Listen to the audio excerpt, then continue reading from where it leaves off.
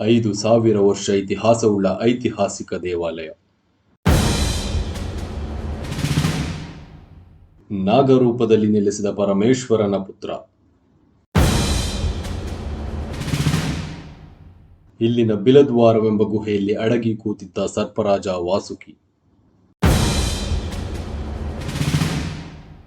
ಈ ದೇವಾಲಯದ ಪ್ರವೇಶಕ್ಕೂ ಮುನ್ನ ಪುರುಷರು ತಮ್ಮ ಮೈಮೇಲಿನ ಅಂಗಿಯನ್ನು ತೆಗೆಯುವುದು ಏಕೆ?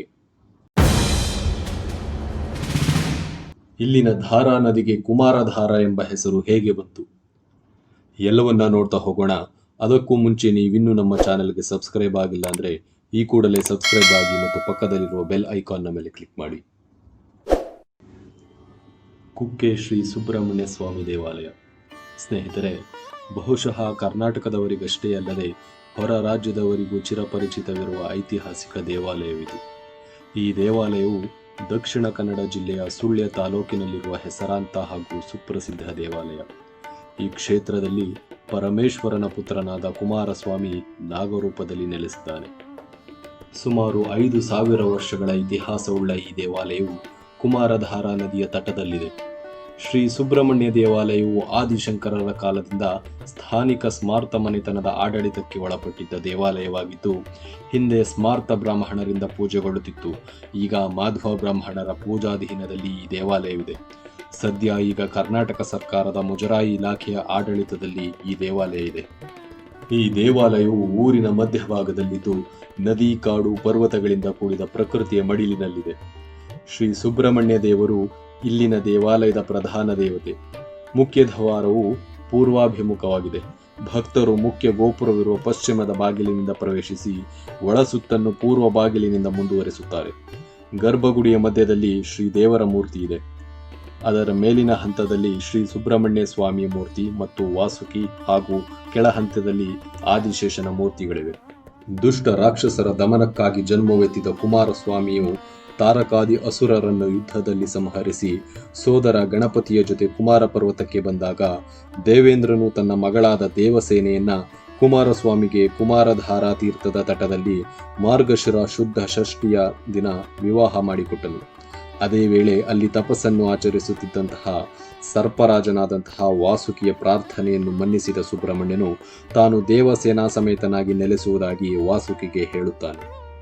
ಅರೆ, ಇಲ್ಲಿ ವಾಸುಕಿ ಯಾಕೆ ಬರ್ತಾನೆ? ಆತ ಯಾವ ಕಾರಣಕ್ಕಾಗಿ ತಪಸ್ಸನ್ನಾಚರಿಸುತ್ತಿದ್ದ ಅನ್ನೋ ಸಂಶಯ ಬರಬಹುದು.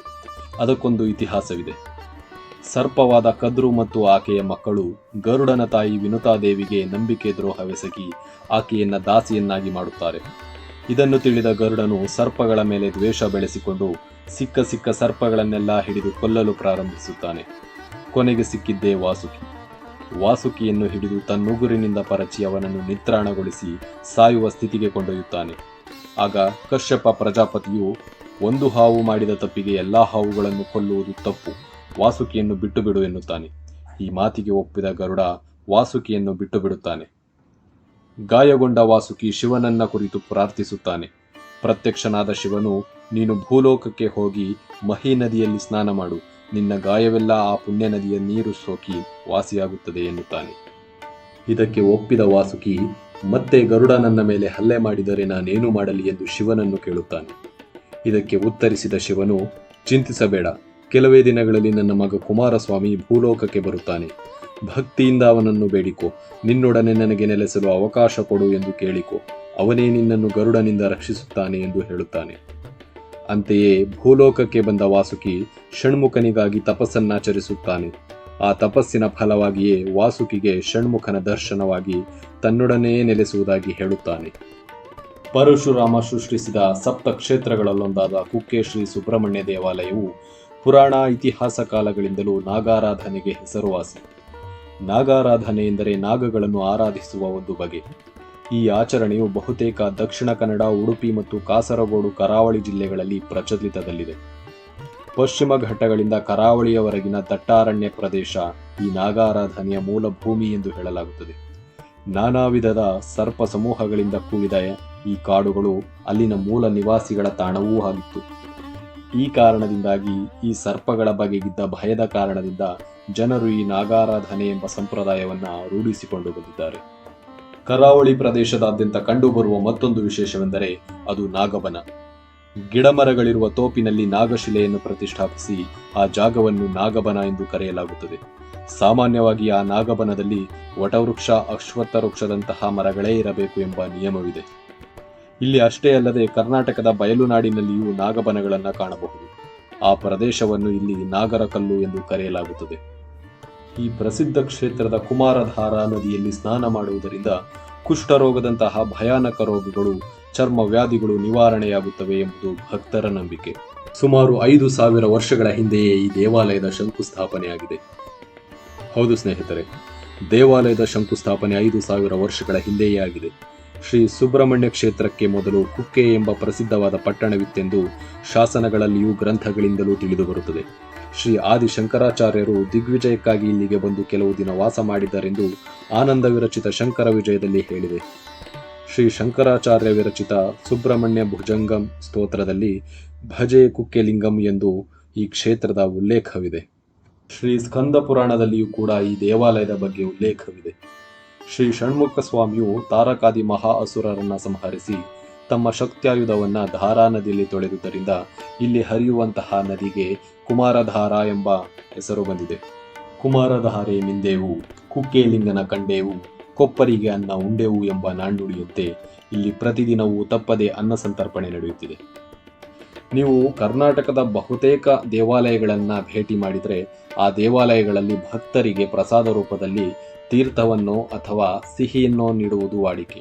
ಆದರೆ ಈ ದೇವಾಲಯದಲ್ಲಿ ಪ್ರಸಾದ ರೂಪದಲ್ಲಿ ಭಕ್ತರಿಗೆ ಹುತ್ತದ ಮಣ್ಣನ್ನೇ ನೀಡಲಾಗುತ್ತದೆ. ಇದೇ ಇಲ್ಲಿನ ವಿಶೇಷತೆ. ಇಲ್ಲಿನ ಸರ್ಪ ಸಂಸ್ಕಾರ ಬಹಳ ಶ್ರೇಷ್ಠ ಮತ್ತು ಸುಪ್ರಸಿದ್ಧ.